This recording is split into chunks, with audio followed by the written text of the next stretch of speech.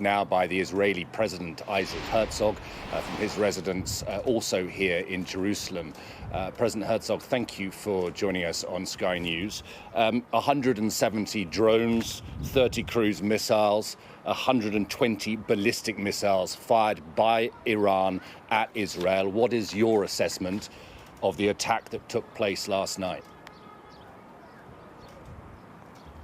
As you know already, Israel has undertaken all the necessary steps to block this attack, which was a violent, flagrant violation of all the rules of international law. And most importantly, I'm happy that we are part of an incredible coalition of nations that has been part and parcel in preventing most of these missiles and drones and weapons to come into Israel. Our air defense system has proven incredibly successful, including our Air Force. But what's the real story here is that emanates in front of the world arena and calls for special attention by all of the key figures in the free world is to understand that there is an empire of evil in Tehran, which has its proxies laid all over the region and terror cells all over the world. And it's about time that the world faces this empire of evil in Tehran and makes it clear to the Iranian regime that this cannot pass by, that this is unacceptable. This attack is just another example of how they operate for years and years, spreading havoc, terror, instability all over the world and especially in our region. You say that this attack was unacceptable. The world, and of course, here in Israel, people are wondering what happens next. In your view, is this the end of the matter? The Iranians have come out today and said we have no intention of continuing the operation against Israel, or do you think Israel should respond? So the Israeli Security Cabinet is right now convening under its responsibilities and domain laid by Prime Minister Netanyahu, and they will take the necessary decisions to protect and defend the people of Israel. I guess every one of our decent viewers will ask him or herself, what would we do had we been attacked by 500 missiles and weapons like last night? In proportionality in Britain, it would mean 3,500 missiles, drones, and cruise missiles. So we have to look at it in the right perspective. I'd say further than that. Well, can I just come in? Can I just come in there? If we're going to look at it in the right, keep on working. we're going to look at it in the right perspective. All peace processes in the region. Pardon? Mr. President, sorry to interrupt you, but if we're going to look at it in the right perspective, we have to consider what happened on the 1st of April, when an Israeli strike took out a senior Iranian Revolutionary Guard commander and others in an Iranian consulate in Damascus. Now that in itself is a violation of the Vienna Convention, and it is what led to Iran responding last night. Was that strike by Israel to take out a man who I understand was a threat to the state of Israel, but was that strike worth it? So first of all, it wasn't in the consulate. As far as I understand, it was in a separate building nearby the consulate. That general has led operations from both frontiers, Lebanon and Syria, has taken aggressive terror attacks endlessly against Israel, violating in the international border between Israel and Syria and Israel and Lebanon, carrying out terror attacks day in, day out, with the entire machine instructed from Tehran. Now let's put it straight in the face of everybody. If you think that now it ceases and Iran goes back to being a calm neighbor in the region, absolutely not. What Iran is doing, spending billions of dollars, by the way, when most of its people are really, really poor and suffering from the failures of that regime, they're spending billions of dollars in just undermining stability in the region, going for terror, endless terror, and see for the fact that every citizen in the world is suffering in the cost of living because they've armed a small tribe called the Houthis down in Yemen, while blocking the main artery of commercial sea transportation around the world, in the Red Sea. So it's just another example that we should not turn a blind eye, but we should be looking lucidly at the phenomena called Tehran and Iran. Why is this empire of evil using its weapons all over? By the way, all Ukrainian citizens are suffering from their drones. It's another perfect example how they operate all over the world. And we are here to protect Europe in many ways from this empire of evil. And it's about time we realize it, because we saw it last night. And thank God for the Israeli military and the incredible partnerships we have with the allies, including, of course, led by the United States of America. I was going to bring in those also partnerships. Thanks to the British forces. Last night, you very clearly had the support of, as you say, Britain, America, France, and other countries in the region. But let me quote to you what the British Prime Minister Rishi Sunak has said today: calm heads should prevail. The US President Joe Biden has told Israel, take the win. Those are clear messages from your allies. Those are very clear messages. Don't retaliate. Don't escalate the situation. Don't put Israel and the Middle East on a course for war. Would you agree? So I would say, of course, that the last thing that Israel is seeking in this region since its creation is to go to war. We are seeking peace. We are peace seekers. We went to peace with our neighbors time and time again. Unfortunately, it all started on the 7th of October when another proxy of Iran, Hamas, has led an unbelievably brutal massacre against Israeli citizens, and the rest is history. We know it. So we should put it in perspective. Naturally, we always listen to our partners and allies. We respect their view.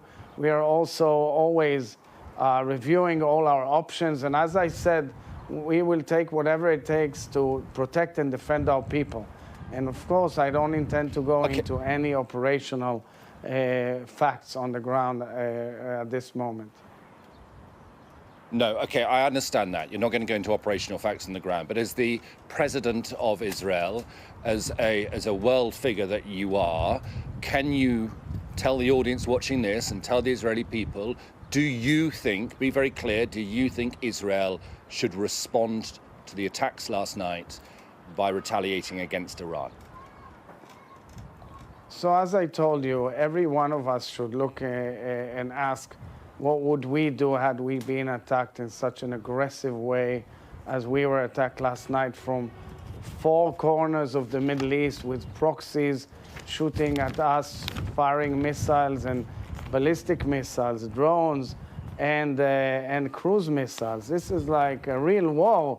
I mean, this is a declaration of war, not because we are restrained and because we know the repercussions. And because we have deliberations with our partners, we are considering all options, and I'm quite confident that we will take the necessary steps that are necessary to protect and defend our people. We are not war seekers. I think I would leave it at that. Okay, before I wrap up the interview, I need to ask you about what is going on in Gaza.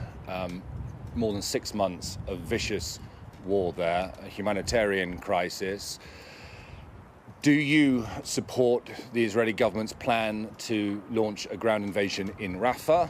Do you share the concerns of the US president and others that unless a humanitarian plan is put in place, it could be disastrous there?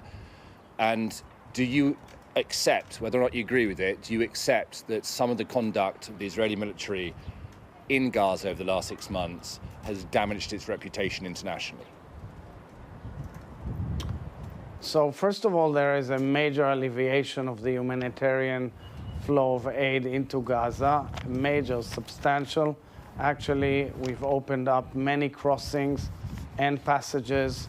We've enabled an enormous amount of aid also to be parachuted down and also coming from the sea and from terrestrial openings. And there's a major effort to improve the situation on the ground with the people of Gaza.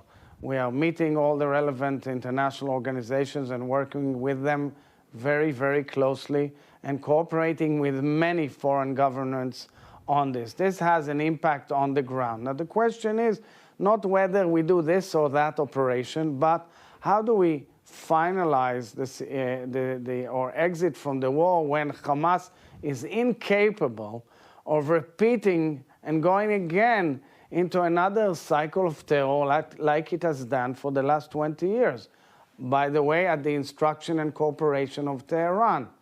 This is the real question. Where's the strategic change that we want to lead for the day after in order for everybody to see a different direction in the Middle East? Now, the number one issue, the top issue of them all, is the release of the Israeli hostages who are there in Gaza, who are being tortured and raped and who are suffering tremendously. 136 of them in Gaza.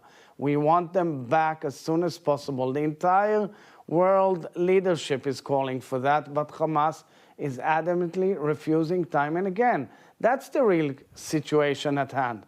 And when we enable a huge influx of humanitarian aid to Gaza, we should remember that the Israeli public and all of the family members and all of the loved ones of those hostages are asking us, why are you doing this when you're not even getting their names of those who are in Gaza, or you're not even enabling transportation and passage of medicine into Gaza to help the hostages? This is the quid pro quo in the mind of the nation of Israel. Because we obey international law and because we want to help human beings who are uninvolved and innocent people, we are doing whatever we are doing to help with humanitarian aid.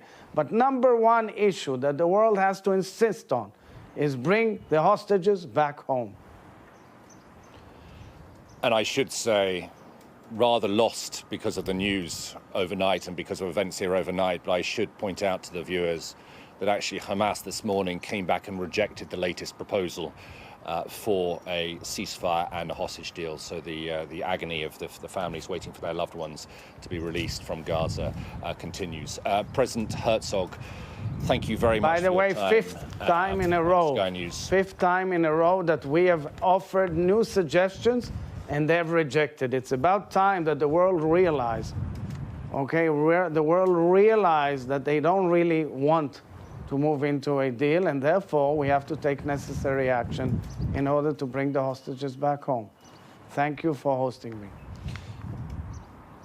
Pleasure.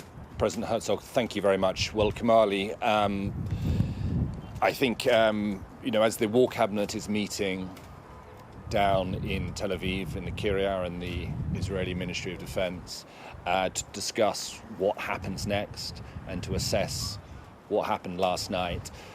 The words there of the Israeli President Herzog, who is more than just a ceremonial figure here in Israel. He might not be directly a member of the War Cabinet, but he will speak to a large part for the Israeli people. And that phrase, what happened last night, was a declaration of war, I thought was pretty significant. And the fact that he would not rule out Israel taking further action against Iran.